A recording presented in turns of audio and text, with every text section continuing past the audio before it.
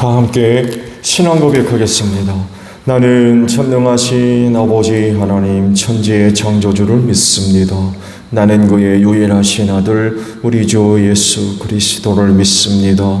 그는 성령으로 잉태되어 동정녀 마리아에게서 나시고 본디오 빌라도에게 고난을 받아 십자가에 못 박혀 죽으시고 장사된 지 사흘 만에 죽은 자 가운데서 다시 살아나셨으며 하늘에 오르시어 전능하신 아버지 하나님 우편에 앉아 계시다가 거기로부터 살아있는 자와 죽은 자를 심판하러 오십니다.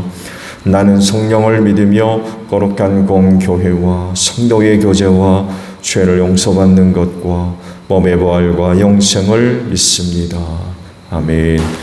29장 찬송합니다.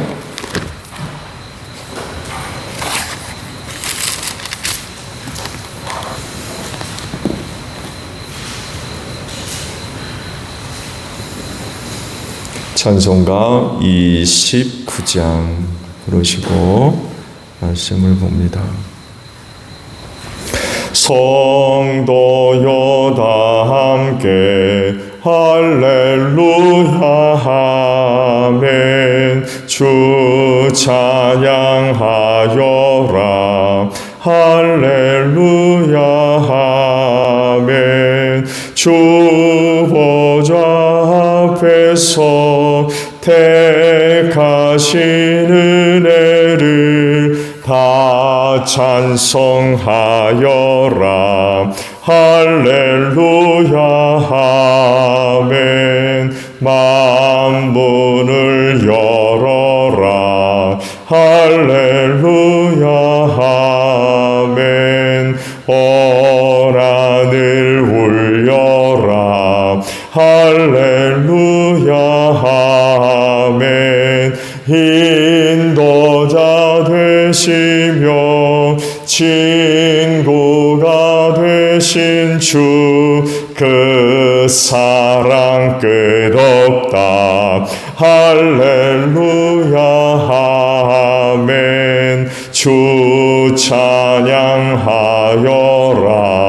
할렐루야 아멘. 찬양은 끝없다 할렐루야 아멘.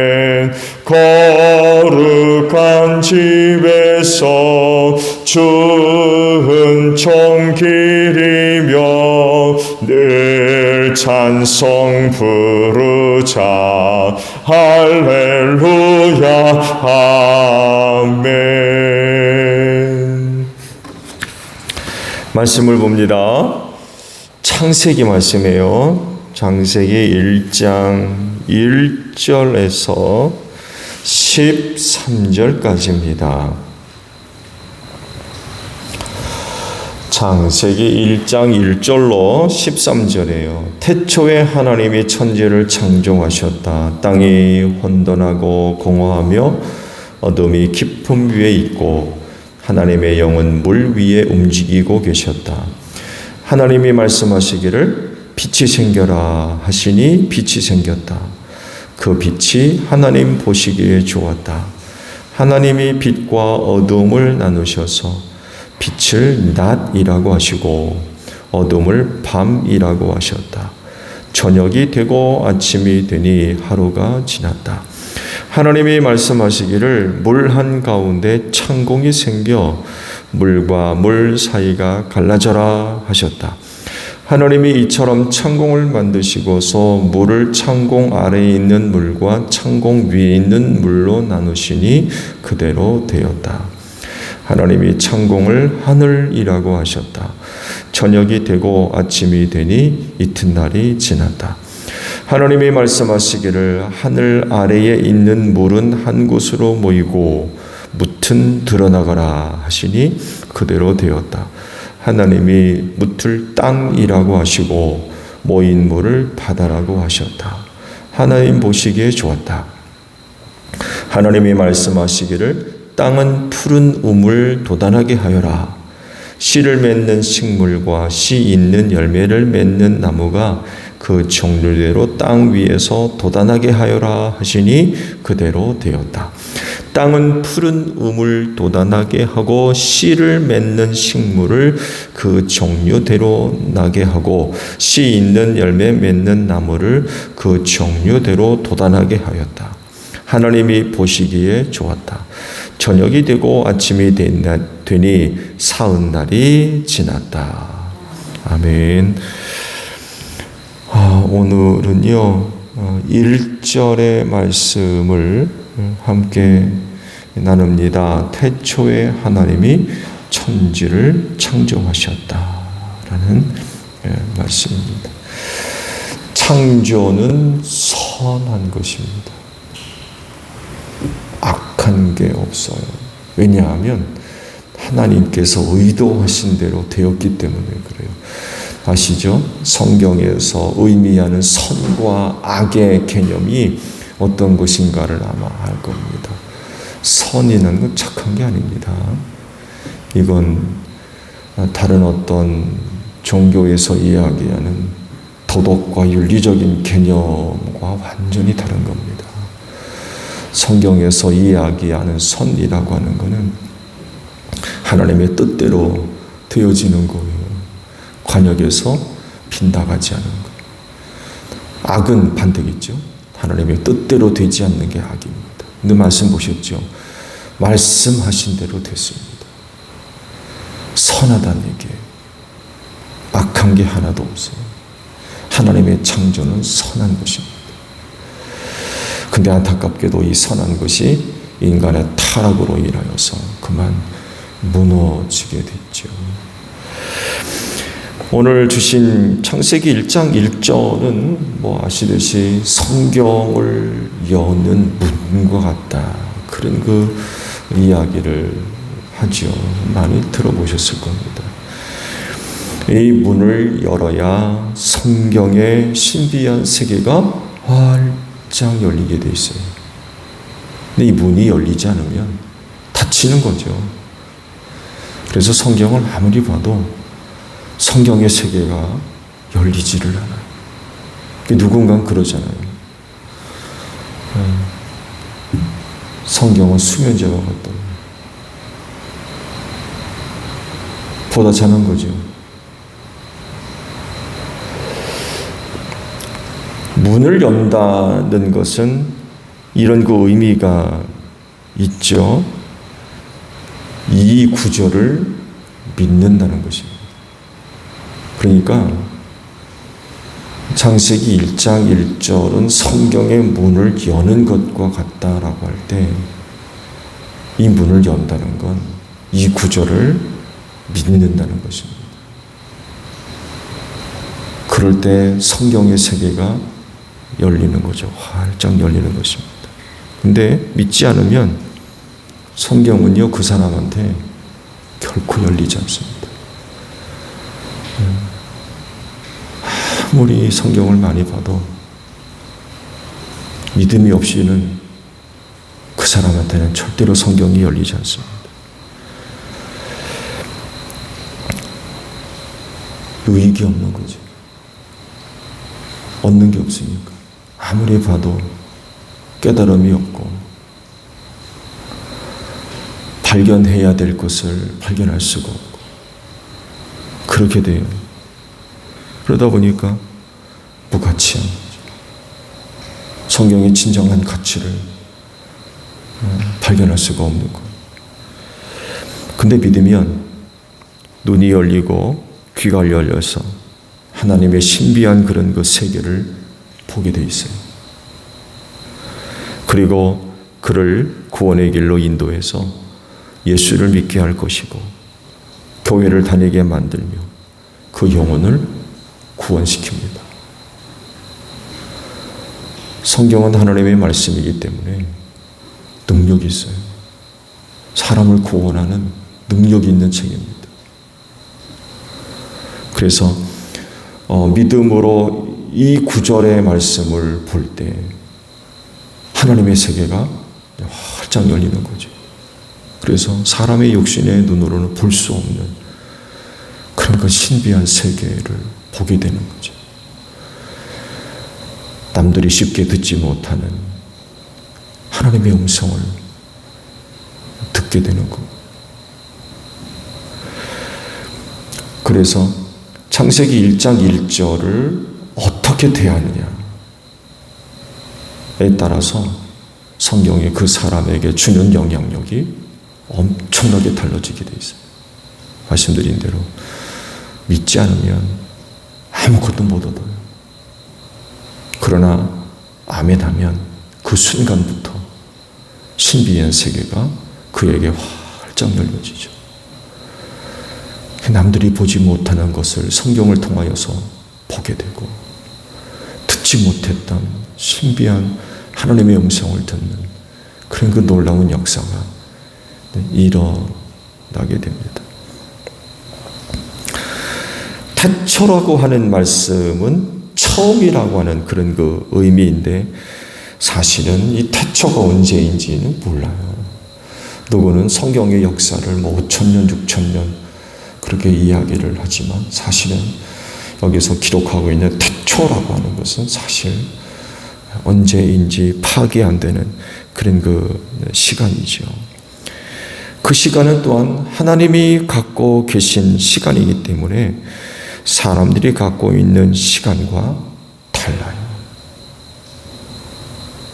지난번에도 말씀을 봤습니다만 해도 하루가 1000년 같고 1000년이 하루 같은 그런 그 시간 속에 계신 분이 하나님이시거든요. 인간은 절대로 그런 시간을 가질 수 없습니다. 그래서 태초라고 하는 이 시간은 인간이 갖고 있는 시간 개념과 같이 생각해서는 곤란한 그런 그 시간 개념입니다. 인간이 갖고 있는 시간과 계산이 안 되는 거예요. 계산이 측량할 수 없는, 파악할 수 없는 그런 그 시간이라서 비교가 안 돼요. 오늘 우리는 24시간 365일 자연의 규칙이죠. 질서이고. 근데 하나님의 시간은 여기에 매여 있지를 않아요. 하나님의 시간은 초월이죠. 초월. 인간의 시간을 뛰어넘는. 그래서 종종 구약의 사건에 해를 멈추게 하고 그림자를 후퇴시키고 시간을 뒤로 물리는 거죠. 이건 인간은 이건 도저히 할 수 없는 거죠. 근데 하나님의 시간은 그런 초능력의 그런 그 시간이기 때문에 인간이 갖고 있는 시간으로서 이해를 하면 이건 파악이 될 수 없는 그런 그 시간이죠. 훗날 우리 영혼이 하나님 앞에 이제 가서 그동안 감춰져 있던 부분들에 대한 것들을 아마 알게 될 겁니다. 근데 지금으로서는 이건 파악이 안 되는 그런 그 시간입니다. 중요한 이해는 그때 하나님이 계셨다는 거예요. 태초라고 하는 그 시간이 하나님이 계셨어요. 아무것도 없었어요. 하나님만 계시는 그런 그 때이죠. 알 수 없는 처음, 알 수 없는 처음, 그때 하나님이 계신 거죠. 그렇게 계신 하나님이 말씀으로 우주 만물을 창조하신 겁니다. 그리고 그 수를 헤아릴 수 없이 많은 그런 그 별들을 만드셨는데 그 가운데 태양을 중심으로 한 태양계가 이제 속해 있는 거죠. 그리고 그 중심에 지구가 있는 겁니다. 이건 대단히 놀라운 일입니다. 정말 대단히 놀라운 일이에요. 한 개인으로서 이 지구상 대한민국 세종시에 사는 것에 대한 실존은 대단한 일입니다. 그렇잖아요? 네. 이 지구상 대한민국이라고 하는 곳 세종시에 한 인간으로서 지금 실존해 있다라고 하는 건 대단히 중요한 가치입니다. 이건 뭐 정말 다른 어떤 것 비교할 수 없는 그런 소중한 의미가 있고 가치가 있죠. 근데요, 지구를 벗어나면 지구에 존재하는 한 인간으로서의 실존 가치가 무의미해져요. 왜냐하면 지구 자체가 수많은 별들 가운데 하나입니다. 수많은 별이라고 그랬는데요, 이 수많은 별이요, 인간이 갖고 있는 수적 개념을 뛰어넘는 수입니다. 별의 수가 얼마인지 몰라요. 그 별들이 속해 있는 은하수가 일단 몇 개인지를 몰라요. 아시죠? 은하라고 하는 별들의 군집, 집단. 일단 그 은하의 수가 몇 개인지를 몰라요. 그 우주의 크기가 얼마나 크다는 겁니까?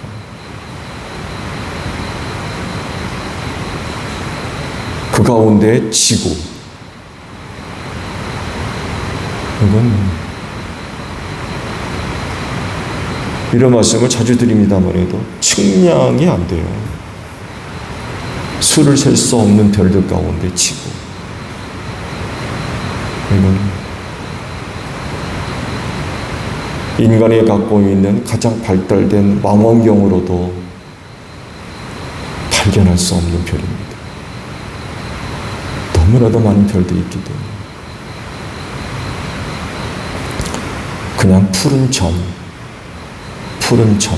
근데 점도 이건 어디쯤에 있는지 파악이 안 되는 별입니다. 어디에 박혀 있는지, 그 푸른 점 하나가 어디에 박혀 있는지 생각이 되지를 않아요. 보이저 1, 2호가 지금 태양계를 벗어났다고 그러나요? 그 근간은 어디에 있다고 그러나요? 지금 언제가 말씀드렸죠. 과학자 하나가 보이저가 갖고 있는 망원경을 한번 돌려보자. 지구 쪽을 향해서 사진 좀 한번 찍어보자. 이것 때문에도 굉장히 원정이 많았다고 그래요. 근데 어렵게 결정을 내려서 카메라를 돌려가지고 지구를 찍었는데 사실은 이게 지구다라니까 그 알지, 그냥 파란 점이에요. 그냥 파란 점. 이게 지구다라니까 이게 그렇구나라고 그러지, 그렇게 설명이 안 돼 있으면 도대체 지구가 어디 있는지 알 수 없을 정도. 그냥 점 하나, 수많은 별들 가운데 그냥 푸른 점 하나가 찍혀 있는 거예요. 사진이. 태양계만 벗어나도요, 지구라고 하는 존재 자체가 이건 뭐 보이지를 않아요. 아무것도 아니라는 거예요. 존재가 미미한 거예요. 거기에 대한민국, 거기에 세종시, 이건 그 더넓은 우주 속에 존재 하나는 이건 아무것도 아니라는 거예요. 그런데 이런 곳에 하나님은 놀라운 일을 행하신 거죠. 그래서 여긴 정말 하나님의 특별한 그런 그 은혜와 사랑이 있는 곳이면 틀림이 없어요. 수를 셀 수 없는 별들 가운데 하나. 거기에 하나님의 뜻을 실현하기 위해서, 하나님의 은혜와 사랑을 나타내기 위해서, 당신의 영광을 드러내기 위해서 당신의 뜻을 이루셔서 만든 세계, 그게 지구예요. 거긴 정말 특별한 곳입니다. 하나님의 은혜와 사랑이 담긴 정말 특별한 곳입니다. 그렇기 때문에 그곳에 살고 있는 사람들은 그곳을 통하여서 하나님의 실존을 발견하고 깨닫는, 그곳에 나타난 하나님의 은혜와 사랑이 무엇인가를 발견하는 이런 그 모습들이 있어야 된다는 거죠. 그분이 만드셨기 때문에. 그분이 만드셨기 때문에 그분께 속해 있는 것들이 나타나요. 드러나게 되어 있고. 하나님의 최고의 작품입니다. 지구는.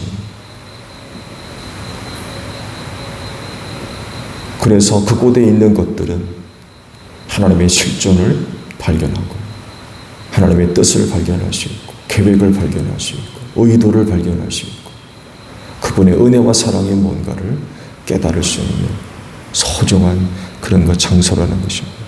하나님의 작품이에요. 최고의 작품.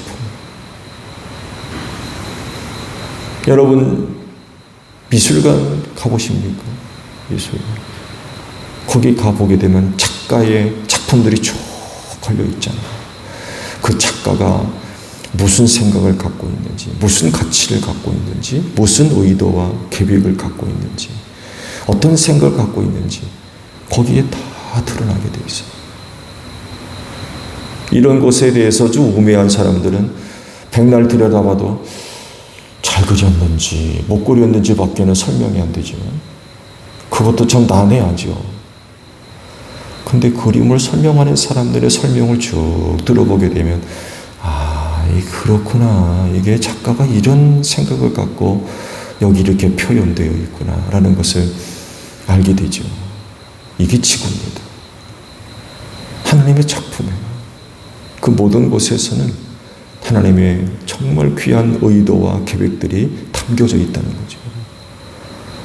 특히 그리스도인들은 그래서 이런 세계 속에서 담겨져 있는 하나님의 뜻, 의도, 하나님의 성품 이르기까지 그 모든 것들을 발견할 수 있는 그런 그 부분들이 있어야 되는 거죠. 남들이 보지 못했던 것들을 바라볼 수 있는 이런 것들이 있습니다. 하나님의 영이 계시기 때문에 남들이 보지 못하는 것들을 보거든요. 그것이 바로 하나님의 존재, 그분의 은혜, 이런 것들. 그래도 봐도 그냥 보고 넘어가는 게 아니라는 거예요. 그 예를 시편 기자가 잘 보여주고 있죠. 시편 121편의 노래를 보세요. 뭐라고 노래합니까? 내가 눈을 들어 산을 본다. 내 도움이 어디서 오는가? 내 도움은 하늘과 땅을 만드신 주님에게서다. 남들은요, 산을 볼 때 뭐 보겠습니까?